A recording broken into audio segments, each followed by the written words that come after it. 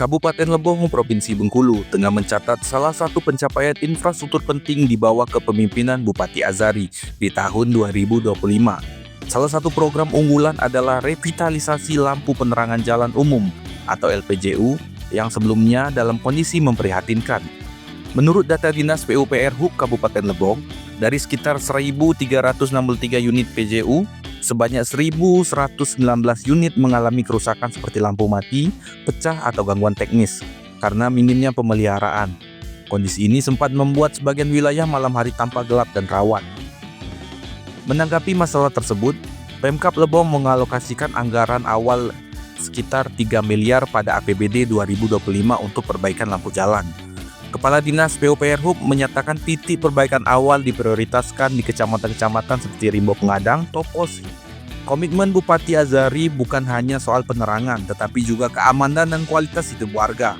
Dalam berbagai pernyataan, program Lebong Menyala menjadi simbol transformasi, jalan-jalan tampak terang kembali di malam hari. Mobilitas warga meningkat dan potensi kejahatan pun diharapkan bisa ditekan.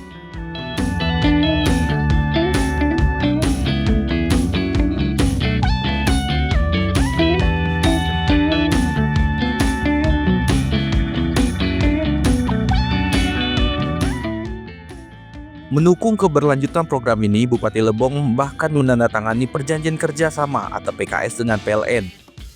Kerjasama ini tidak hanya untuk membiayai pemeliharaan lampu jalan, tetapi juga menjaga aliran PAD atau pendapatan asli daerah dari penerangan jalan agar lebih transparan.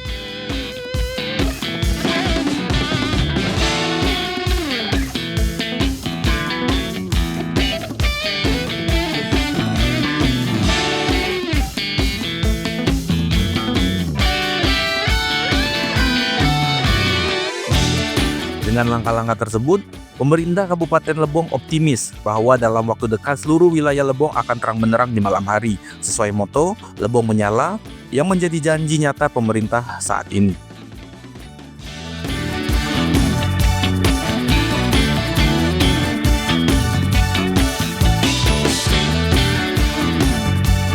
Dari lokasi, tim liputan Lebong TV melaporkan.